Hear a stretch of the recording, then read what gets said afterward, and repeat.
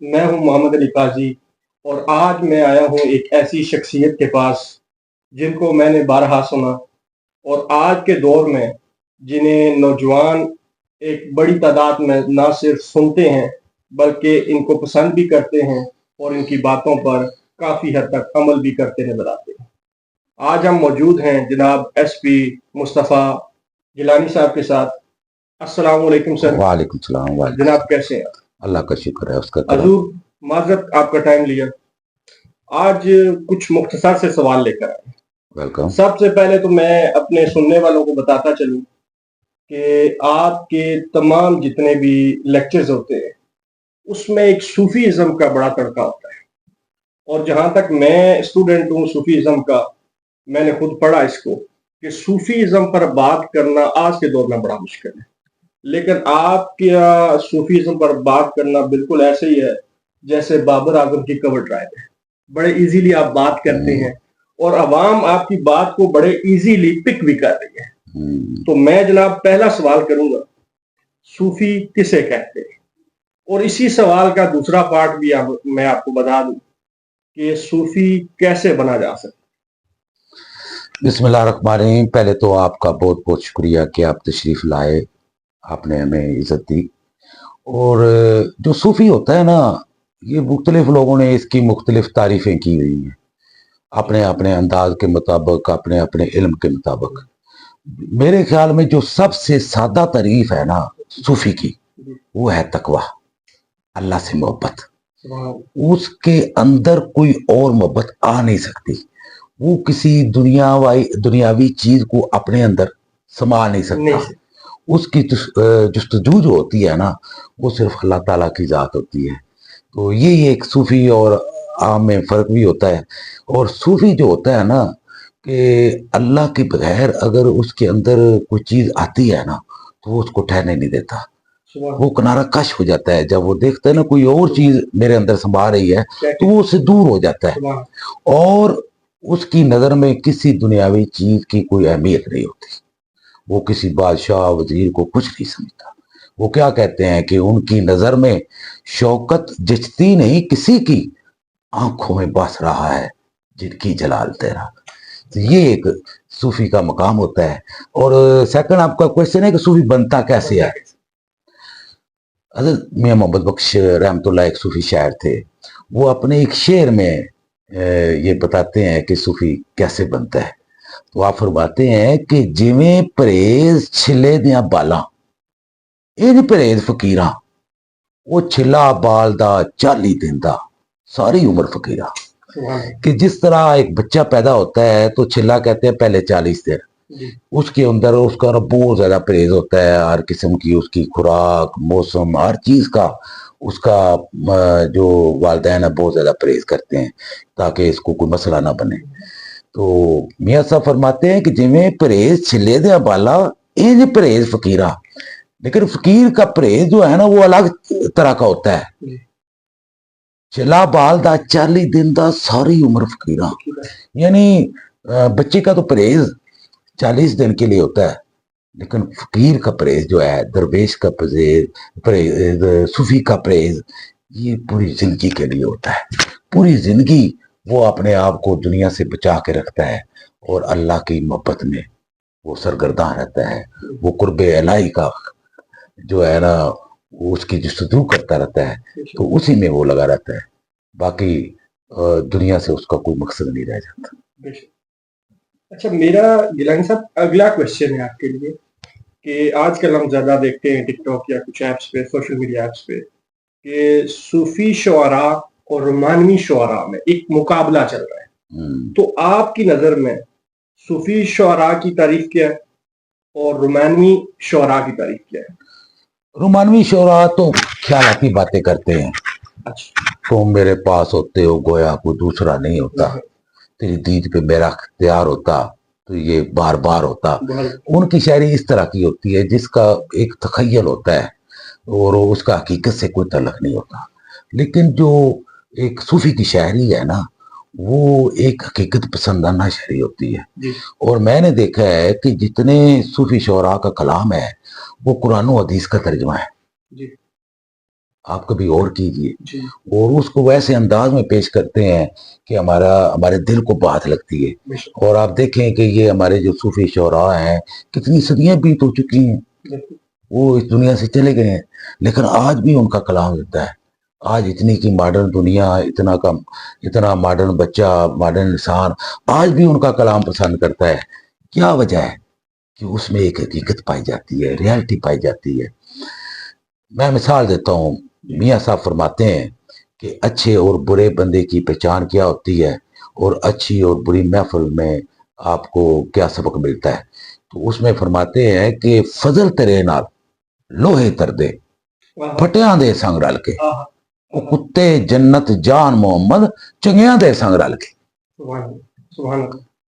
یعنی لکڑ ہوتی ہے وہ پانی میں تیرتی ہے، تو جب اس کی کشتی بنتی ہے تو اس لکڑ کے ساتھ لوہا بھی جڑا ہوتا ہے، کیل جڑے ہوتے ہیں، اس کی سلاخیں جڑی ہوتی ہیں، لیکن وہ بھی تیر جاتی ہیں. تو اسی طرح فرماتے ہیں کہ جو نیک آدمی ہوتا ہے اس کے ساتھ جو گناہ گار آدمی ہے اس کی بھی اللہ بخشش فرما دیتا ہے.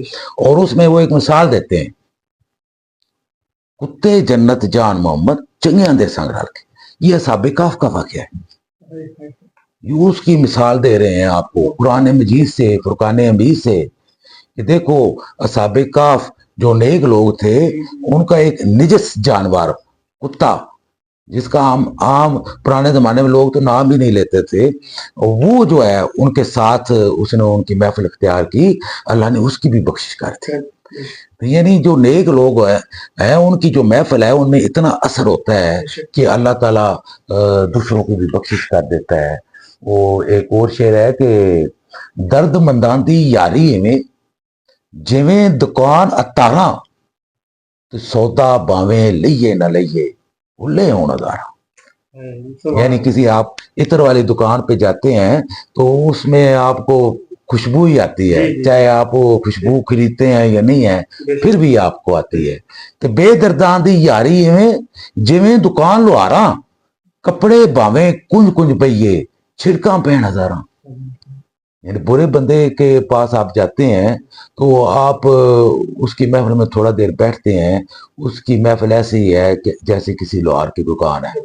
جس طرح وہ ادھر چنگاری لگاتا ہے تو نہ چاہتے ہوئے بھی آپ پہ کوئی اس کی چنگاری کی چھڑک پڑ جاتی ہے.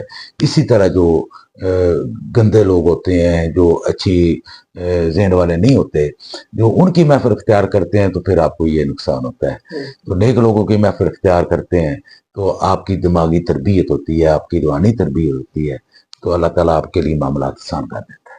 اچھا گیلانی صاحب، ایک بہت زیادہ سوال جو کامنٹس میں ہم پڑھتے ہیں یا ہمیں جب بھی آپ کے چاہنے والے ملتے ہیں تو وہ کہتے ہیں جب بھی آپ کی گیلانی صاحب سے ملاقات ہو آپ نے یہ سوال لازمی پوچھنا ہے.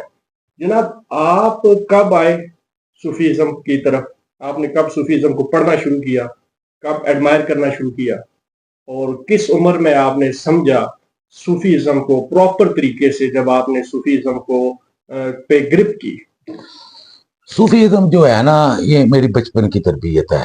ہمارا گھر بھی صوفیزم بہت پیروکار ہے، اور ہم خود بھی مذہبی گھرانے سے تعلق رکھتے ہیں، سجادہ نشین ہے ہمارے بزرگ. تو وہ یہ بچپن سے ہی نا میری ایک تربیت میں شامل تھا. ان کا کلام، میاں محمد بخش رحمۃ اللہ علیہ کا، بلے شاہ کا، ہاں جی، تو شروع سے نا ان کی طرف مائل تھا. اور یہی وجہ تھی کہ میں آپ کو ایک چھوٹا سا واقعہ اس میں سنا دیتا ہوں کہ میں گورنمنٹ کالج لاہور میں اسٹوڈنٹ تھا.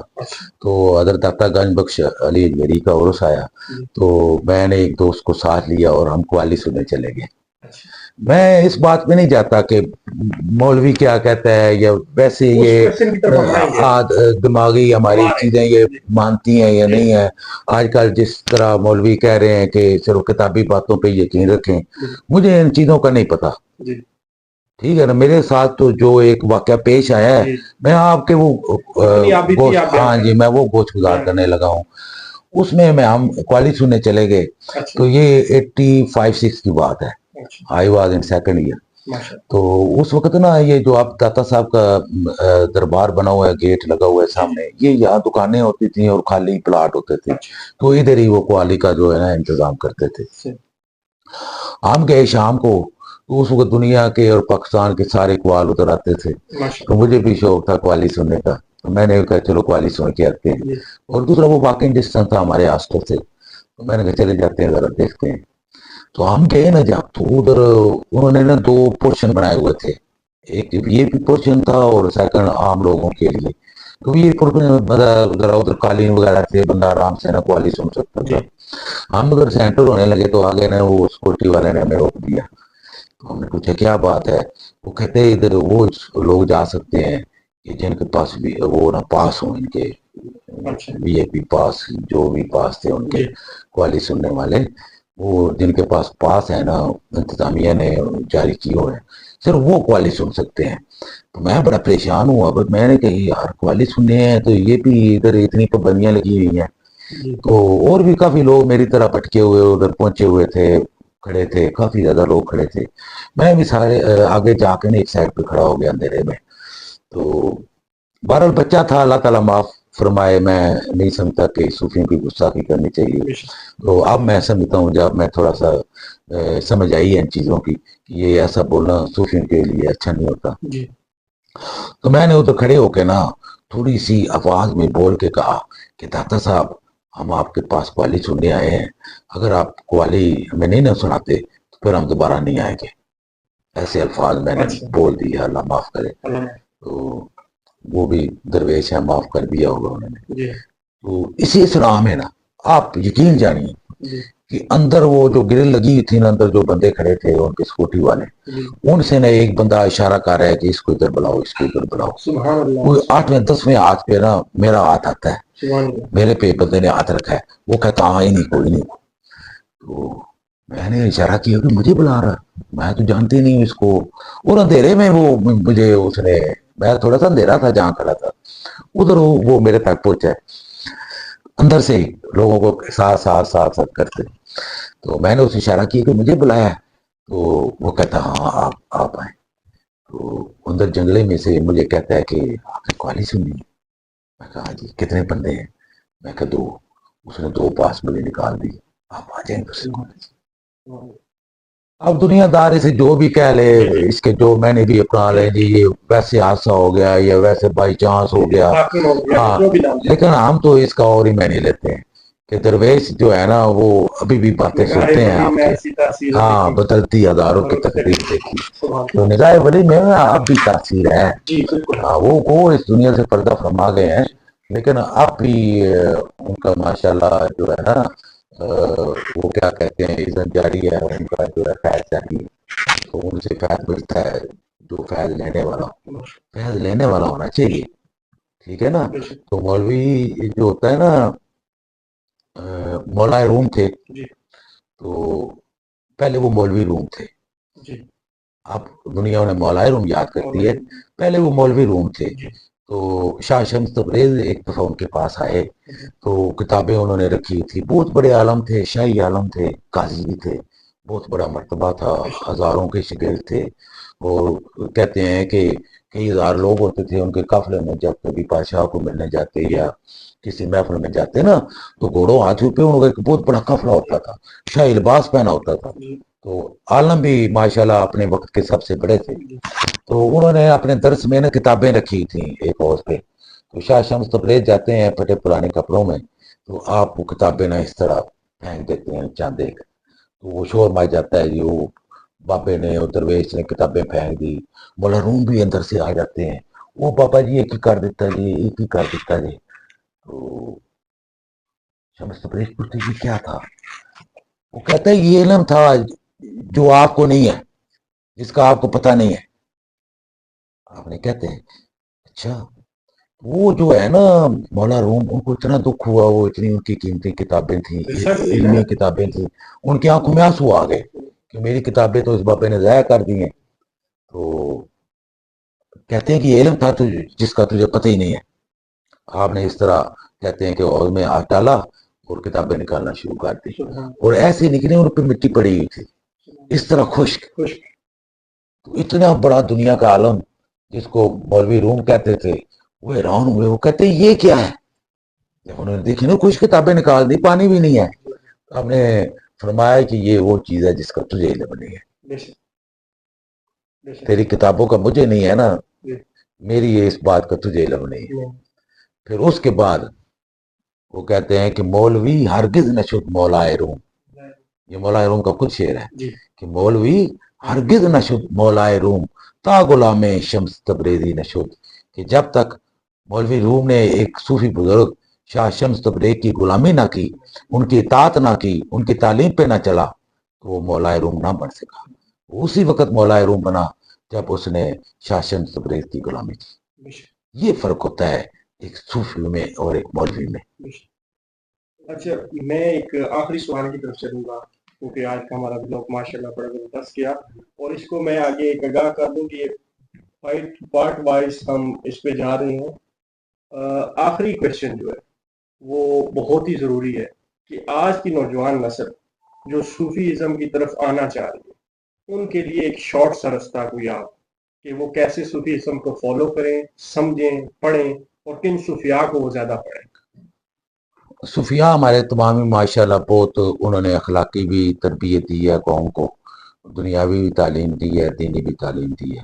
وہ اخلاقیات پہ ان کا زیادہ جو ہے نا وزن ہے، اس جی، کی طرف زیادہ زور ہے۔ جی، تو نوجوان اس کو پڑھیں، انشاءاللہ ان کو بہت فائدہ ملے گا، انشاءاللہ۔ ٹھیک ہے نا۔